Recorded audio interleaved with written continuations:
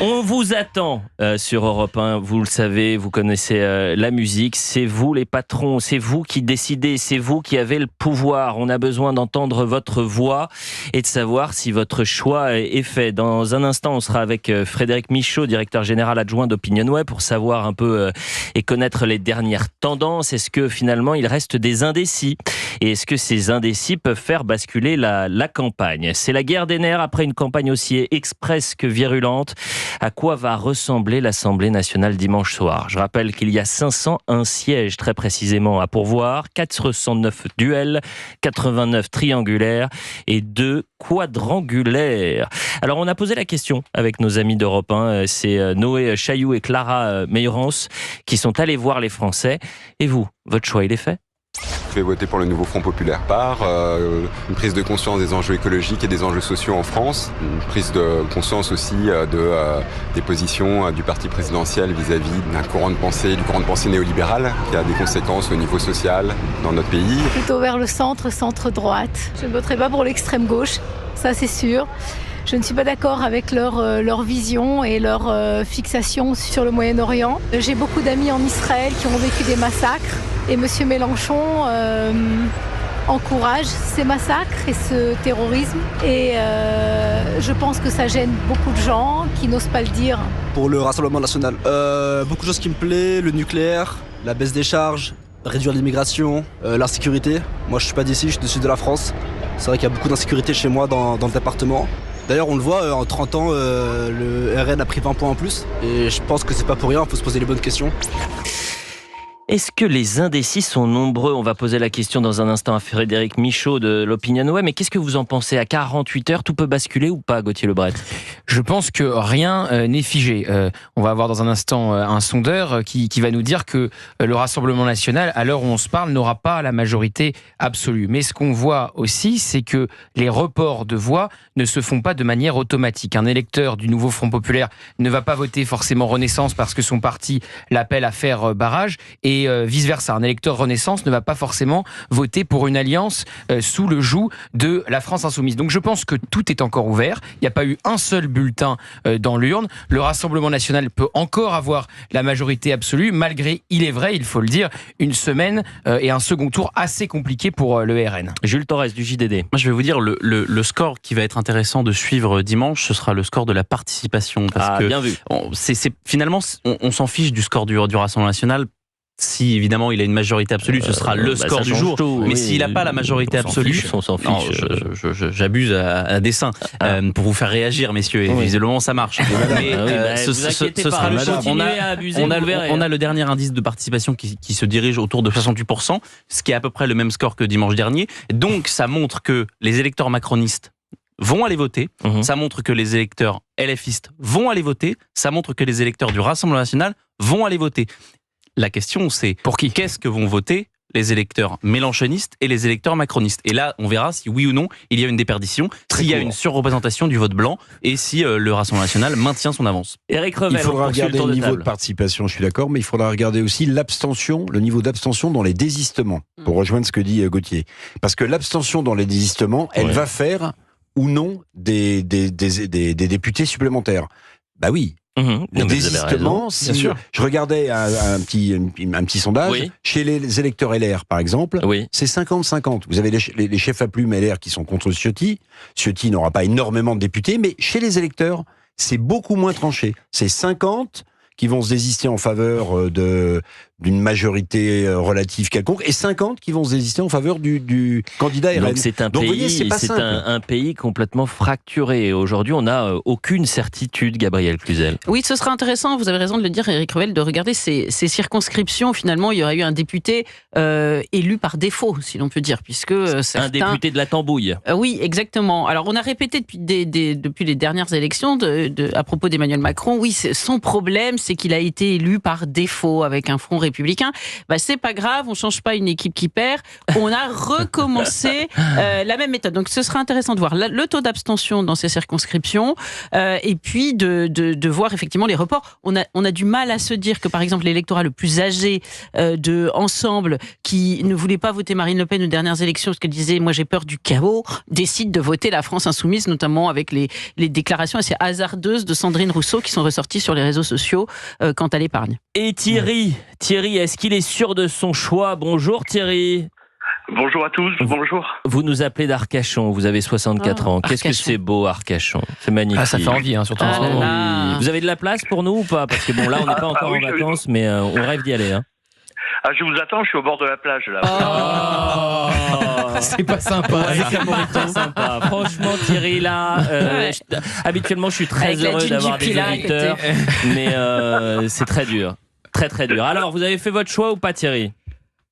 Oui, moi mon choix est fait. Si vous voulez, simplement, pour en revenir un petit peu à ce qui se passe de manière très rapide, je trouve que M. Macron a pas été très sérieux de faire ce qu'il a fait, quoi. Parce qu'on est dans une cacophonie incroyable et j'ai bien peur que la France ne soit que peu dirigeable sans manquer d'air prochainement, quoi.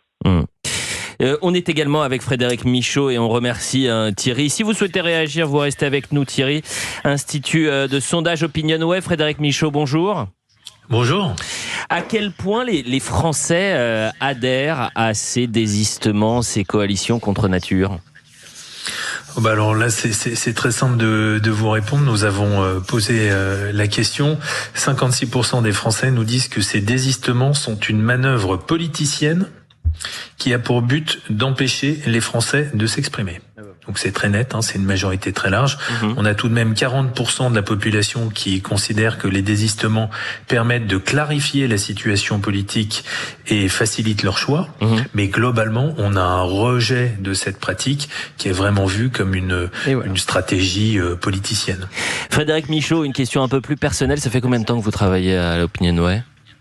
Une dizaine d'années. Est-ce que c'est l'élection la plus indécise selon vous? Est-ce que vous êtes pour le coup un peu stressé? Vous vous dites là à 20h dimanche soir, va falloir être chirurgical. Alors c'est le cas dans toutes les élections. Dans toutes les élections, on a un enjeu. On a plusieurs enjeux. D'abord, on a celui de l'ordre d'arrivée, puis on a l'enjeu évidemment du résultat, d'avoir le chiffre au point près. Là, effectivement, c'est une élection importante. Mais quand on doit estimer une élection présidentielle, comme ça a été le cas par le passé, ou d'autres élections, évidemment, là aussi il y a un enjeu et il y a plus de petites élections. Au-delà de l'enjeu, Frédéric, la question que je vous posais, c'était vraiment de se dire que j'ai la sensation que depuis plusieurs décennies, on n'avait jamais vécu une telle indécision, un tel doute autour du résultat. Alors oui, mais il y a un élément qui nous aide dans la réalisation de notre travail, c'est la participation. Ce qui change beaucoup les estimations, c'est quand l'abstention est très élevée.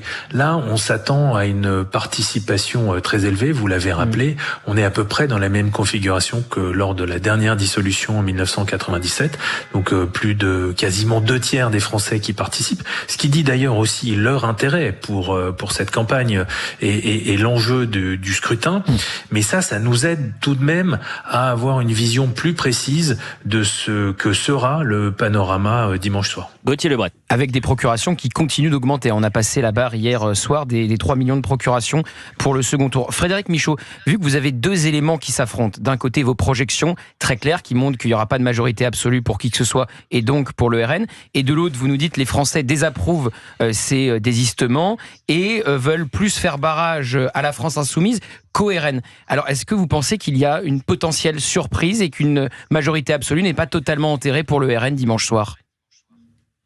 Alors tout est possible. D'abord parce que nous n'avons jamais voté en juillet.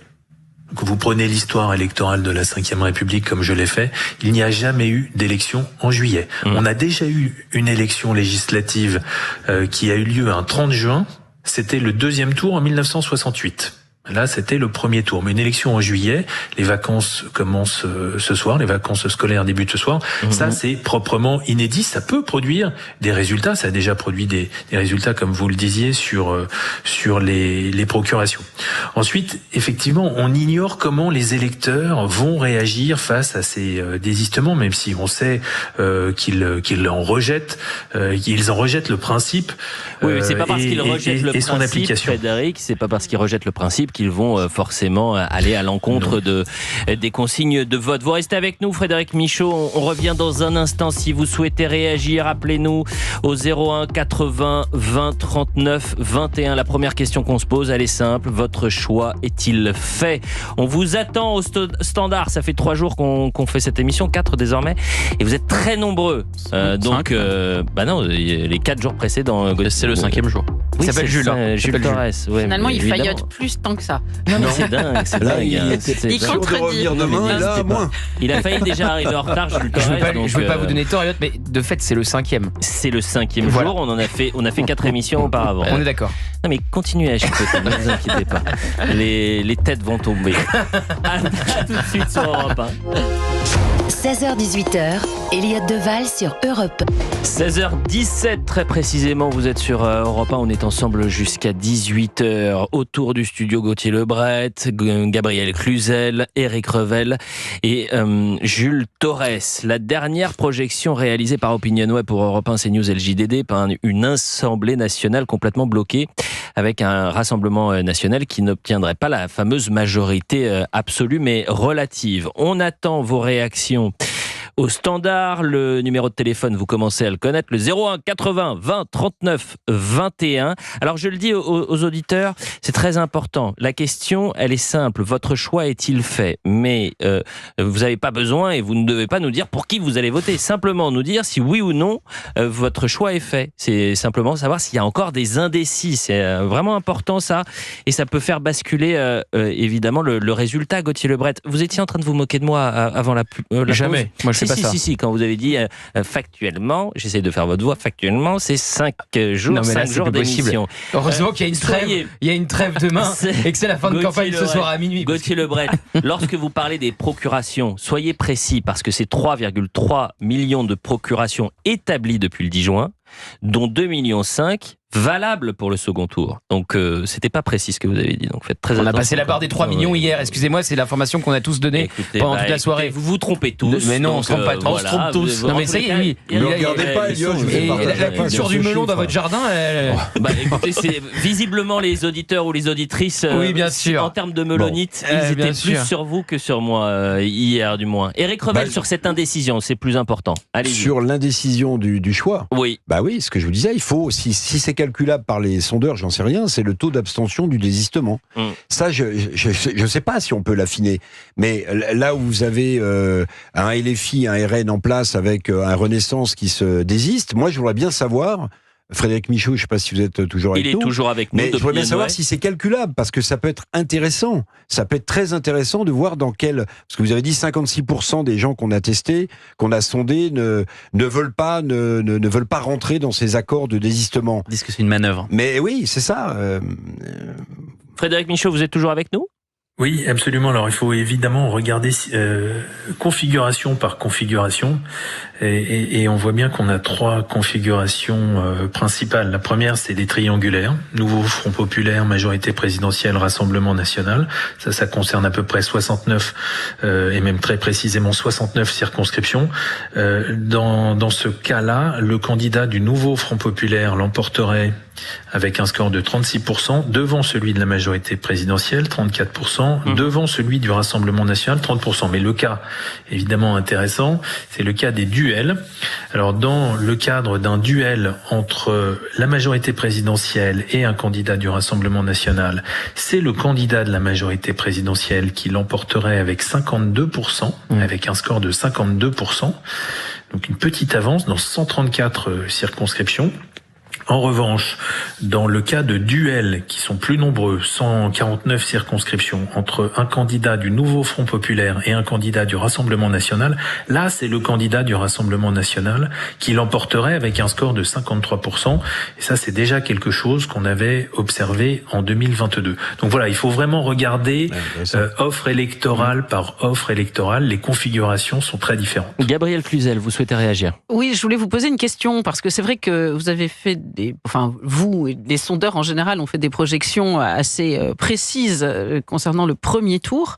En revanche, en 2022, ça n'avait pas été le cas. Notamment, le nombre de députés élus du Rassemblement national avait été minoré. Est-ce que vous avez changé quelque chose dans vos méthodes permettant d'imaginer que vos projections seront plus fiables? Et est-ce qu'on peut imaginer un renversement complet? C'est-à-dire qu'on dit toujours, est-ce qu'il y aura une majorité relative ou une majorité absolue pour le RN? Est-ce qu'on peut imaginer que le nouveau Front populaire arrive en tête? Oui, et d'abord, vous avez raison, nous avons tenu compte des scrutins précédents pour affiner nos modèles statistiques. Alors ensuite, il faut rappeler que la projection dont nous parlons a été réalisée certes sur candidature réelle, mais hier et avant-hier. Et donc, il y a encore une journée de campagne aujourd'hui et il y a encore 48 heures avant le scrutin. Nous savons aussi que 13% des électeurs, dimanche dernier, se sont décidés le jour même. Et que 27% des électeurs se sont décidés quelques jours seulement avant le premier tour. C'est dire à quel point une partie importante de l'électorat, 30, 40% peut-être, se décide in extremis. Et ça, par définition, ce sont des électeurs que nous ne pouvons pas avoir dans nos échantillons parce que leur décision électorale est en train de se construire. Donc la projection que nous avons aujourd'hui, elle correspond au milieu de l'entre-deux tours. Elle est évidemment susceptible d'être modifiée jusqu'à dimanche soir 20h. Eh bien, un grand merci Frédéric Michaud. J'aurais peut-être une toute dernière question, mais on souhaiterait avoir la réaction de Mehdi qui nous a appelé au 01 80 20 39 21. Cher Mehdi, bonjour. Oui, bonjour. Bonjour à vous, bonjour aux auditeurs. Bonjour. Vous nous appelez d'où, Mehdi? De Marseille. Ah, Marseille. Bon, et alors, est-ce que votre choix est fait? Vous ne nous dites pas le choix, hein, mais est-ce que... Oui, tout à fait. C'est ce qu'on m'a dit de ne pas dire le parti. Mon choix il est fait dès le premier tour. Il sera fait dès le deuxième tour. Et je ne changerai pas d'avis. Et sur cette semaine de campagne et d'entre-deux tours, avec ces désistements, est-ce que vous avez hésité? Vous vous êtes dit, finalement, peut-être qu'il va falloir que je change? Non, pas du tout, parce que je ne suis pas une personne qui se fait influencer. Voilà. Voilà, tout simplement. Je regarde pour le bien-être de moi-même et de ma famille. Voilà, et pour notre pays. Et à Marseille, par exemple, ça fait combien de temps que vous habitez à Marseille, Mehdi? Ça fait longtemps. Longtemps. Très longtemps. Et la ville a changé, selon vous, ou pas? Ah oui, c'est plus des années 90. On ne trouve plus ce qu'il y avait à l'époque. C'est insécurité, c'est trafic de drogue à ciel ouvert. Vous avez un exemple, je ne sais pas si vous connaissez Marseille, vous allez où il y a le centre commercial Le Grand Littoral, vous passez la grande avenue qui descend pour aller au centre commercial Le Grand Littoral, vous avez l'avenue qui passe devant la Castellane, vous avez des gens cagoulés, normal, à ciel ouvert comme ça. Comme dans les films, vous voyez, comme dans les films. Et vous avez pensé un jour à quitter Marseille, à quitter la ville parce que ça devenait trop dangereux? Non, parce que je l'aime, la ville, mais c'est écœurant de voir comme... ça m'écœure. Vous avez des enfants, Moi, j'ai peur, Mehdi? c'est pour l'avenir, oui, tout à fait, j'en ai 4. Et vos enfants c'est des jeunes enfants, ils sont majeurs, mineurs? Non, il y a des majeurs et des mineurs. Et quand ils sortent, ça vous inquiète? Qu'est-ce que vous leur dites? Maintenant, j'ai fait attention de ne pas habiter dans des endroits pour eux. Payer des loyers plus chers. Vous voyez, on est obligé de se restreindre dans la vie pour l'avenir de nos enfants, pour le bien-être. Voilà, de faire attention. Le soir, ils sortent pas. Donc, quand ils sont mineurs, ils sortent pas. Et quand ils sont majeurs, oui, ils font leur truc, mais en toute sécurité. C'est très intéressant ce que vous nous dites parce que lorsqu'on a, que ce soit des des stars du cinéma, des stars du ballon rond qui font des leçons de morale aux électeurs français alors qu'ils gagnent des millions d'euros et que vous avez des Français aujourd'hui qui sont au centime près, qui voient que leur ville est en train de changer, qui s'inquiètent pour leurs enfants, faudrait peut-être qu'ils aillent un peu échanger avec eux et qu'ils sortent de leur tour d'ivoire pour comprendre ce que vivent les Français au quotidien. Jules Torres, un grand merci Mehdi, on embrasse tous les Marseillais. Merci beaucoup Mehdi. C'est très intéressant ce que vous dites parce qu'on pense évidemment à la sortie de Kylian Mbappé. Vous savez, quand il a fait sa sortie de politique tonitruante où il disait non aux extrêmes. Et finalement, Marseille est la ville Potemkin, la ville exemple d'une désormais bloc contre bloc. C'est-à-dire qu'à Marseille, que ce soit aux élections européennes ou aux élections législatives, le bloc centriste macroniste a disparu. Et donc on a des duels entre la France insoumise, le Nouveau Front populaire, et le Rassemblement national. Et donc, il n'y a plus de choix pour ces électeurs au centre. Donc, c'est très intéressant de voir qu'il y a une élite qui est déconnectée et que cette ville-là, finalement, est désormais aux mains de deux camps politiques. Et donc, la tripartition est terminée à Marseille. Et on a l'exemple magnifique de Sabrina Agresti-Roubache qui se désiste à la faveur d'un candidat du Nouveau Front populaire face au Rassemblement national. Donc, les extrêmes, finalement, à Marseille, il n'y a désormais que ça. Et quand je dis extrême, je mets des guillemets. Et pourtant, Emmanuel Macron s'est donné beaucoup de mal. Il est allé les voir Marseille plusieurs fois. 18 fois. Exactement. Je me souviens que la dernière fois, c'était assez révélateur. Il a eu un échange avec un jeune homme qui lui a dit « Bon, il faudra que tu fasses taire tes petits policiers ». Enfin, c'était extrêmement impressionnant de voir l'impunité de ceux qui critiquaient la police et n'avaient pas peur de la police, et ça préfigurait évidemment de la suite. Moi, pour revenir sur les footballeurs, je ne comprends pas qu'on aille les interroger, tout simplement. Pourquoi ? Vous voyez, parce que pardon, mais les hommes politiques, il y a un devoir de réserve. Les hommes politiques font de la politique, on leur demande pas d'aller jouer au foot. Moi, Mbappé, il utilise ses pieds pour jouer, c'est souhaitable et excellent, mais quand il utilise ses pieds pour raisonner, c'est plus problématique. S'il y avait un footballeur qui appelait à voter pour le RN, on dirait que c'est super. Non, je crois que c'est pas leur rôle. Parce que c'est clivant. Le sport, je termine juste là-dessus. Le sport, c'est l'endroit où tous les Français communient. C'est dommage que des footballeurs mettent à bas cette communion dans un sens ou dans un autre. Eric, je sais que vous avez envie de réagir et vous allez réagir juste après la pause. On revient dans quelques secondes. Mais oui, c'est rapide. C'est rapide. Moi, à part me faire tacler dans cette partie, j'ai rien dit, quoi. Écoutez, si vous n'êtes pas content, vous quittez le plateau. Voilà. C'est Elliot Deval, c'est le dynamisme. Ah oui, c'est le dynamisme d'Elliot Deval, ouais. À personne. À qui on dit au revoir à Frédéric Michaud, directeur général adjoint d'Opinionway. Gauthier, vous savez très bien que je plaisante. Vous êtes... je reçois beaucoup de messages en disant il est méchant. Vous êtes mon millésime, ma plus belle année. Vous êtes mon millésime, ma plus belle année. J'ai besoin de vous. Et la France a besoin de vous. Les auditeurs d'Europe 1 ont besoin de vous. On revient dans quelques secondes après une courte pause. Je rappelle la question jusqu'à 16h, jusqu'à 17h, Votre choix est-il fait ? On vous attend en direct sur Europe 1. Appelez-nous au 01 80 20 39 21. Tout de suite sur Europe 1.